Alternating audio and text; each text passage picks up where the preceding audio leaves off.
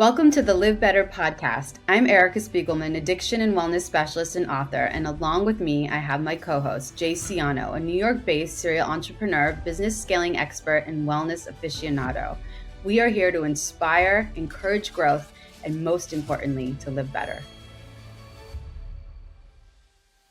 Welcome to the LivBtr podcast. Today we have on Dr. Jonathan Leary. He is the founder and CEO of Remedy Place, the world's first social wellness club dedicated to holistically bringing their guests back into balance.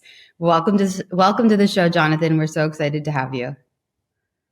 I just wanted to ask, how you came up with this. What was the inspiration? And tell us a little bit about your journey to Remedy Place. You know, I always wanted to be a doctor. My mom and my sister both worked in the hospital setting. As anyone else that goes through pre-med, you have to get as many volunteer hours, shadowing hours. I just spent a lot of time in hospitals and clinics to a point where up until my junior year, when I was doing my MCATs, and I was like, do I actually want to do this? And it kind of scared me because, the work environment and the lifestyle of these doctors was, unhealthy in that. And being in a hospital is not pleasurable, and everyone's overworked, and, they don't see their family, they don't sleep, and their health is like a big, consequence. And contradiction too, right? One would think, So crazy. And then I was like, I'm going to change paths. I won't go into that whole long story, but I ended up going to school to be a chiropractor. And when I started my doctorate program, I started working on my business plan. Because when I originally started, I was like, I don't know what a chiropractor does. I just really want the degree, because in the state of California, a chiropractor can treat and diagnose anything. So they're actually qualified as a primary care physician. They just can't prescribe meds or puncture the skin. So it was perfect. My background was, I was a trainer, I was a nutritionist. So I was like, I'll just figure out a way on how I want to treat people.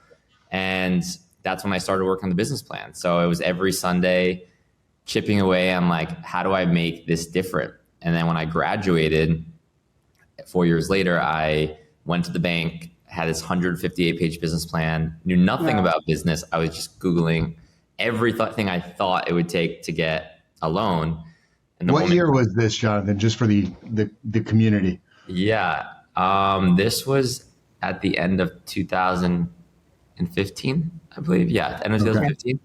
So I was like, okay, I'm going to get this loan. And I went up with this big presentation, 158 pages. And I was like, all right, I'm ready. And the woman kind of laughed at me. She's like, sir, you have no money and you have all the student loan debt. How are we supposed to give you a loan? And I'm like, that's why I need a loan, Exactly. I quickly realized it's not how it works. Another system that doesn't really work. Yeah, it's like you need money to get money. So I pivoted and opened up a concierge practice, not because it was fancy, but because it was the lowest cost. Because I couldn't even get a loan to get a small office. And the practice started as just surgery prevention and chronic pain rehabilitation. And I blended functional medicine, chiropractic, physiotherapy, and Chinese medicine all in one. Yeah. Then I quickly realized, I'm like, why am I just working with pro athletes when they're the healthiest bodies in the world, but everyone else is so sick and in a lot more pain? So I opened it up to people in the music and film industry, because I was in LA, in corporate level executives. And my practice just really took off. After 3 months in practice, I had a wait list. And for 5 years, I got to just travel the world with cool people and cool families and save them from surgery.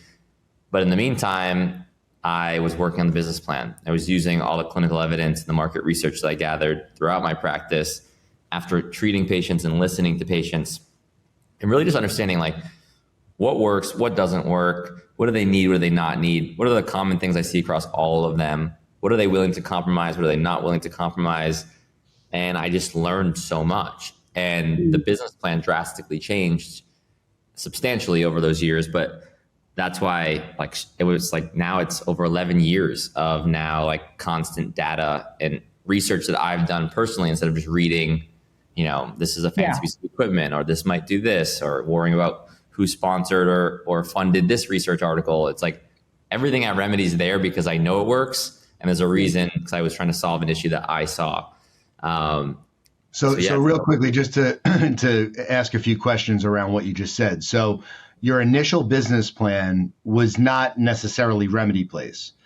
No, the original business plan was. It was, but that was my original practice idea. Got it. But I thought it was just going to be like easy. We couldn't get it. But everything happens for a reason where, once you had your concierge practice, I'm sure that the plan you already said changed drastically. So it's almost like being able to live somewhere before you renovate because you actually know how you're going to use the space. Yeah, it was mostly like the social side, like the social wellness club. And I originally thought I thought it was just a beautiful space and a cool environment. But then it was like, oh, how do I actually use the environment to heal? And it's like, oh, how do I enhance people's health and social life at the same time versus just being like a spa and isolating yourself? And what's the human connection component? And how do I program what is there and how it's there and how we layer things? And then also just really establishing the brand and trying to like just solve more issues.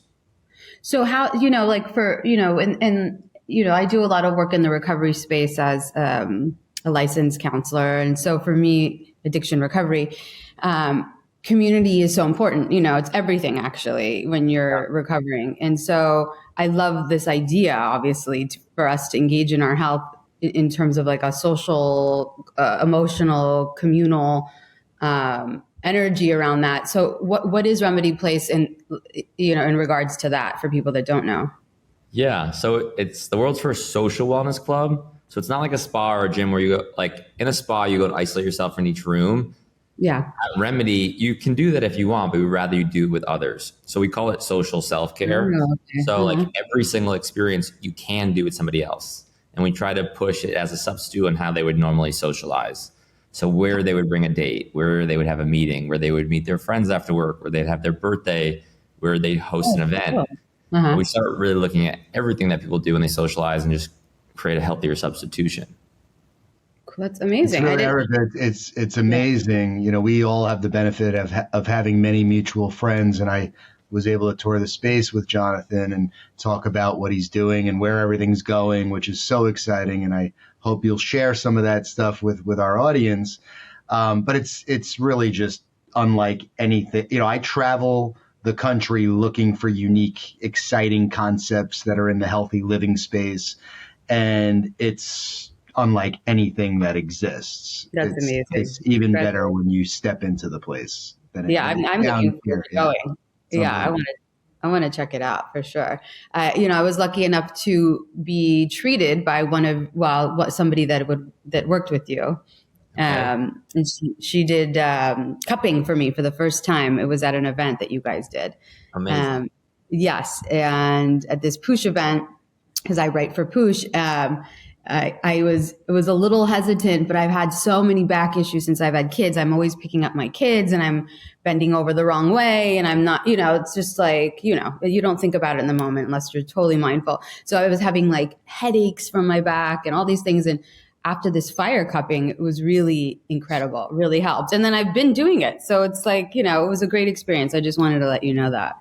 No, that's amazing. I mean, it's just crazy that we're not taught like, like our bodies are machines and they need maintenance. And it's like, it will get better. It'll get better. But it's really like, it doesn't just get better. The body's good at hiding or getting in antalgic positions, but then your biomechanics are off and that leads to other issues.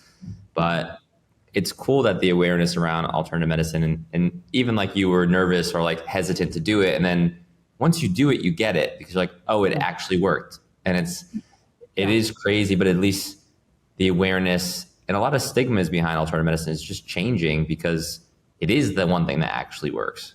Yeah.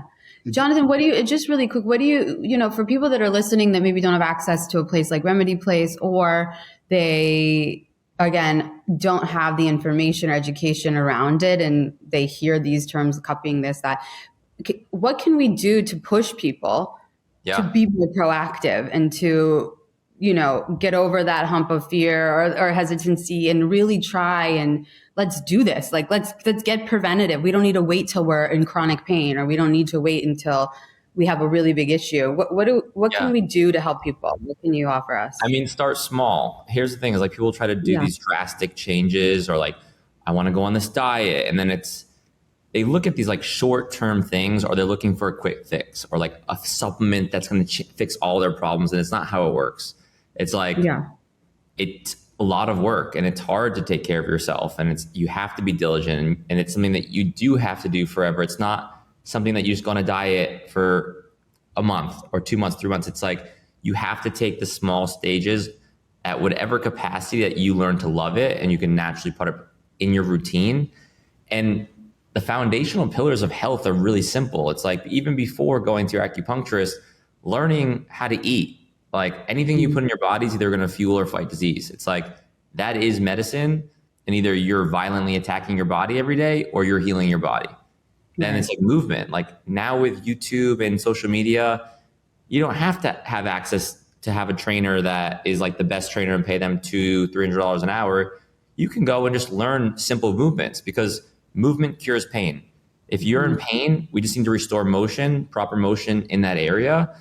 And it's really cool now that the libraries are growing and the access to those, you don't have to pay. And I think just those simple learning how to move, that's going to solve a lot of issues. And I think even when you look at stress and learning how to meditate, and like breath work is one of the most powerful tools I think we can do as humans. And that costs nothing. I mean, there's so many apps that are free right now. There's so many YouTubes or instruction guidelines on Google. And I think if you learn how to eat at any budget, if you learn how to move for your body and you learn how to meditate so you can be present and de-stress, or learn breathwork tricks, that's a majority of the problems. Like legitimately, no matter what you're dealing with, you have to make all those changes. Yeah. And like stress isn't going away. Our problems aren't going away. We have to be proactive and we have to make change. And the sooner you realize that, the healthier you're going to be, but the better your life's going to be, because when you're healthier, everything's better. And a lot of times we just beat the shit out of our body and then expect like, why am I sad? Why is my mind all over the place? Why are my relationships good? Why am I not as successful? Why am I not happy? And it's like, you have to start with your health first, and then everything else will fall in line. Couldn't agree more. Yeah, very, very well said. And being the LivBtr podcast, where we're discovering in our own ways and through the different guests that we have on the show, all different types of things that we can implement and try. And for myself, two of the things that you didn't mention that I've actually been very mindful of and have changed my life in addition to everything that you said are the removal of alcohol for me has been one of the biggest game changers, and sleep. Sleep. I was going to say sleep too. And sleep. Yeah. And sleep. And there's like the alcohol is a no-brainer. Minimizing or cutting it out, whatever you can do. Start small. Like if people are like, it's made part of my life, it's like switch to a healthier alcohol, drink a little bit less. And it's like a progression to learn to love it. And it's not a stressful thing. But then, sleep is a no-brainer. I mean, that's how your body recovers every night. And having and learning those tactics, they're simple. It's like, really, how do you improve your bedroom environment to just manipulate to maximize your sleep? And also cold showers. Like anyone that has access to water, like go dump cold water all over you in the morning and night. And that's going to make a drastic help too. Like that's what I'm saying. Like these things, they don't have to cost money, and they are the most impactful. Yeah. And we have to, on that note, we have to talk about contrast therapy and hot and cold a little bit more, because it's all over your Instagram and you guys are doing a ton of cold plunges, and Erica knows I'm obsessed. Well, yesterday my mom has really bad arthritis, and she has, she can't like walk. She has like bunions, things going on with her feet. So we did a cold plunge yesterday. She went, and I have a picture of her. She was halfway. I got into my knees, by the way, Jay. This is an ongoing thing. We need to get Erica fully submerged at Remedy Place. Erica, you go up to your knees like that. That's so much harder if your whole body is not in. So much harder. Really? Okay. Go. I would not survive putting just my feet in. Like that's so. Me neither. That's really okay. I don't know. My mom stood there for a long time, but literally when we left, and then we went in the jacuzzi. It was like a hot plunge too. But when she left, she could walk better. She's like, she is amazed. I already told her about someone else we interviewed, Jay and I, who, has a business around this. So I was like, don't worry, I'll hook you up, Mom, but it's great. It's great for people that have inflammation. She has really chronic inflammation. And we all have inflammation. Inflammation is the root of every problem that we have. So it's like, if you're to say like every single person will benefit from this, Yeah. making sure there's no contraindications that you can't do it. But for those that can do it, it's a no-brainer. Like, and I hate the cold, and I'm obsessed with ice baths. Really? But now it doesn't even faze me. But it's like you You train guys the body. recommend just going right in, like don't do slowly, like put your That's the feet in. thing. It's like sometimes it's just like getting the instructions the first time, and that's why at Remedy you have a coach and you do it with others, because Oh, okay, you just have to cool. do it on your own, and you don't really know how to breathe or how to react, or like it stings. Like, Yeah. to actually know what's normal, what's not normal, to calm you down. Yeah. Because it's all mental. Like anyone can do it. Yeah. All you mental. know? But if you first time's scary and it's not comfortable, but it gets comfortable. But I think it's like, I always compare, we call it adaptation training. It's the same as working out. It's like, you wouldn't go run a marathon if it was the first time running. You wouldn't go lift a heavy weight if you've never lifted a weight. Right. But in ice bath, we're not training muscles, we're training different systems in the body. And we need to train every system in our body. And all these thermoregulators and our circulatory system get trained by doing this. And then your body learns how to respond to an extreme or a stress more and more. And at the end of the day, it's like, for me, more than any of the benefits, it's people feel as though they don't control their mind or their body. And as mental health really continues to decline, ice baths are something that are extremely challenging, that you have to train your body and your mind that you're in control and that you're okay. And doing that on a regular basis, not only accomplishing the goal, but also teaching the body that you're in control. That's the most impactful. Yeah. That's so well said. You guys, so well put. You're really like, feel like I'm being pushed. It's good. No, this is good. This is all like, I do this every now and then. Yeah. Not your first rodeo. But I think of Jay's kids, because Jay does it, and I watch his videos. His kids do it. So literally yesterday, I'm like, if these boys can do it, I can do it. Really, it's like they're amazing. It's so funny because they're so different. One like has a really tough time getting in, and like is he does what you do, Erica. He goes to his knees and then jumps out, and and the other one just jumps right in down to his neck and like doesn't want to get out. And it's like so funny how everybody approaches it differently.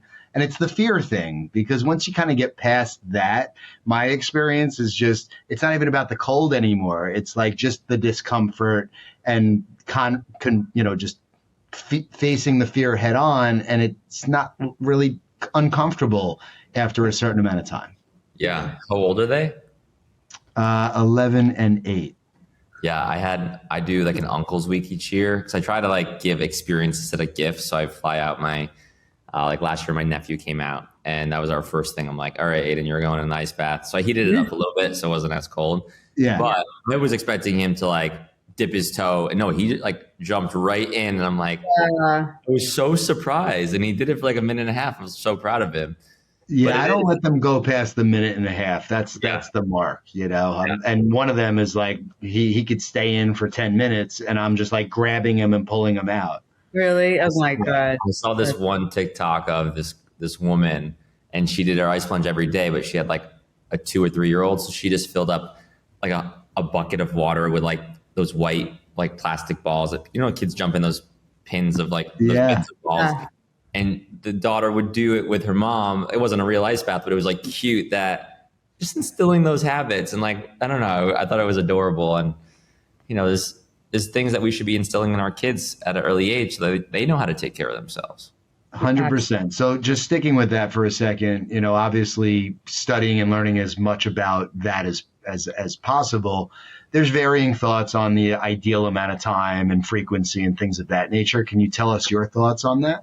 Yeah. I mean, listen, it's the same thing. Like I was saying, if we compare this to working out, giving everyone the same workout routine, it's impossible. I think we train the body, we train the system. For me, it's really about watching the response and monitoring how we feel.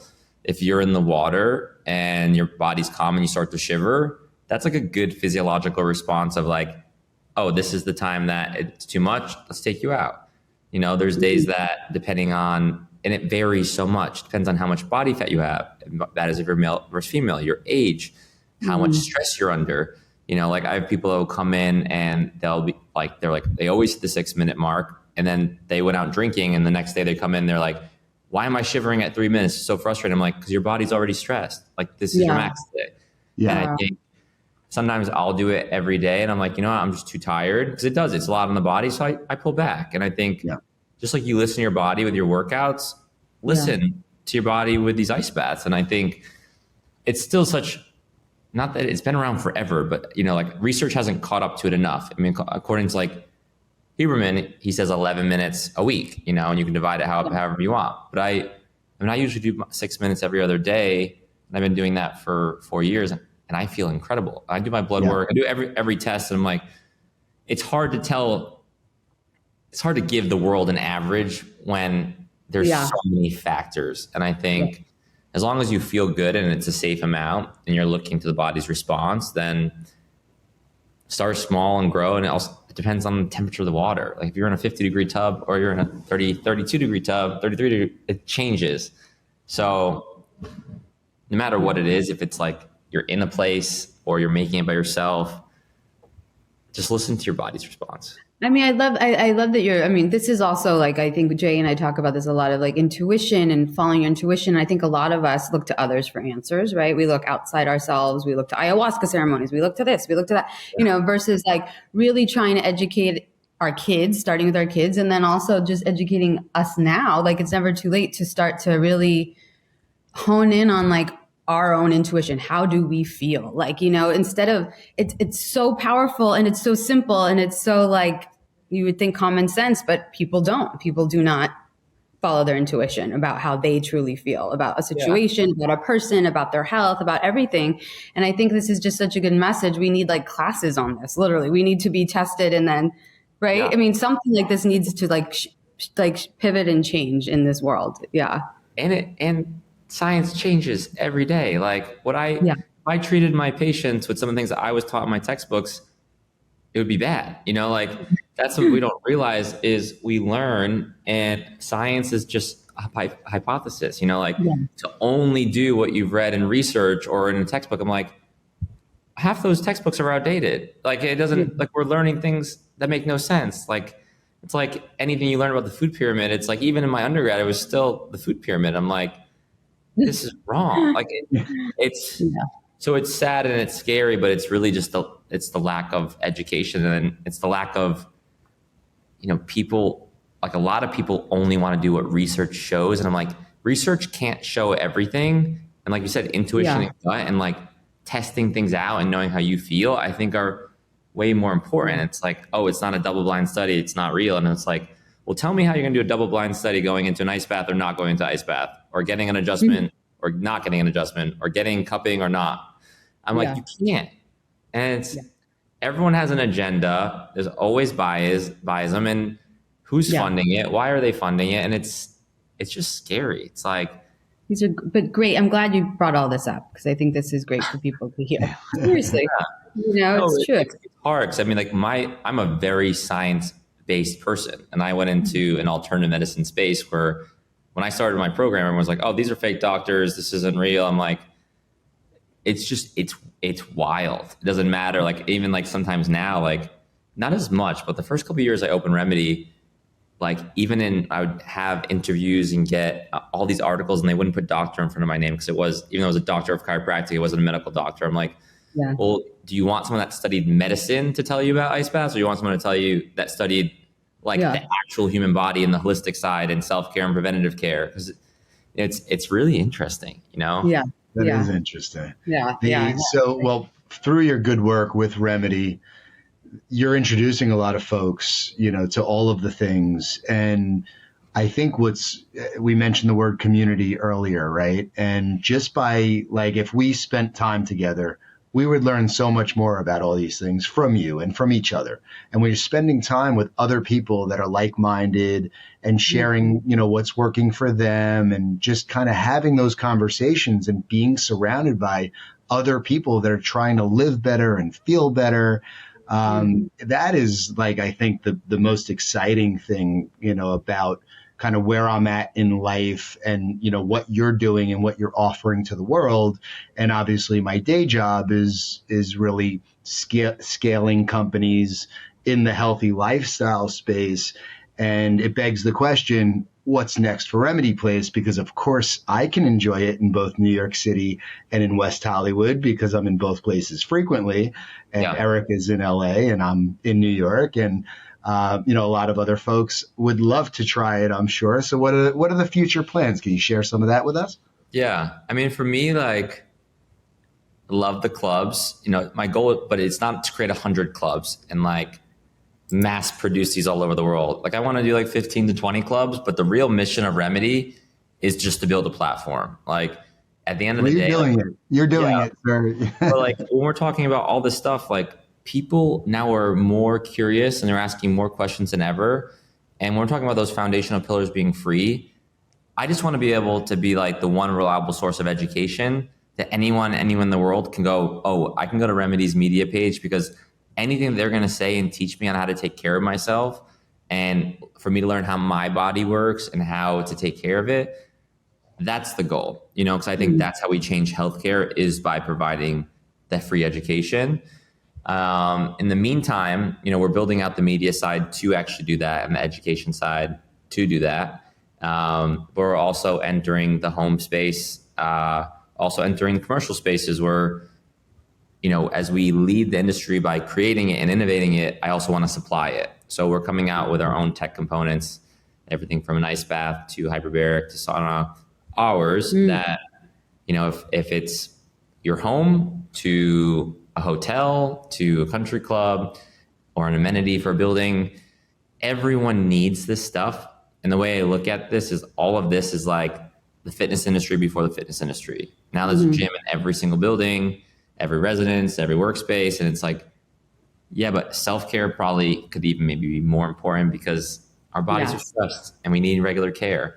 Yes. So we definitely want to successfully launch that, and all the locations we can't be, we want to supply them.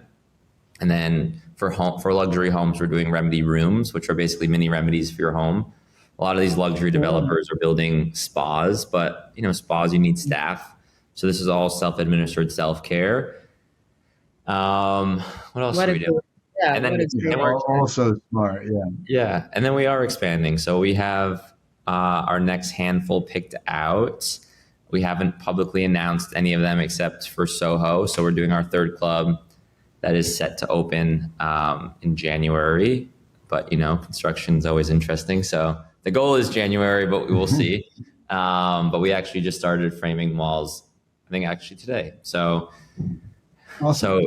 We'll be building the clubs. I know confidentially, I know a few of the other locations from you. Yeah. I will not share. I've been sworn to secrecy. All your favorite cities. I'm excited. I'm excited for you guys. It's just so exciting. It's so congratulations. And I mean, we're so grateful to you and to everybody that works with you and everybody else that's out there, spreading this message of self-care and longevity and preventative care. And, because that's what, and stress management and, all these things that is the literally the foundation of a healthy, happy life and just getting this to be more mainstream, this conversation. So we are very grateful to have you on. Yeah. Can you tell everybody where they can find you guys or if they want to, get in touch? Yeah, my personal Instagram is Dr. Jonathan Leary. So it's at DrJonathanLeary. And then Remedy Place is at Remedy Place. We just started posting some stuff on YouTube, but this will be accumulated on our new education page that should be coming out in the fall. So that will basically be self-care 101 and everything that you would ask your doctor, advice we give our patients. I mean, you name it, we'll hopefully have it. If we don't have it, let us know, and we're happy to do a video or whatever we need to do to educate you on it. But those will be our most frequently used platforms. And remedyplace.com, because that's where I looked you up a long time ago, and I was just it's cool because it has a lot of information on everything that we were just talking, well, even more than what we were talking about, all the services. So it's cool I think it's cool for people to go on websites and check them out and literally get a little short blip about what is a hyperbaric, what is a ice bath, and get a little information. So that's cool. Yeah. And I have to give you kudos on just the brand, and it's not surprising to me that you're going the media direction, because your communication is as good as I've seen. Your brand is absolutely, as good as it could possibly get. Everything is so just well thought out and executed, and thanks, man. Not everybody has the ability to do all those things, together as good as you are. So mad respect, my friend. Good job. Keep up the great work. Keep trailblazing. Thanks, Yeah. man. Thanks for joining us today. So happy. Of we had course. you. Thank you for the opportunity.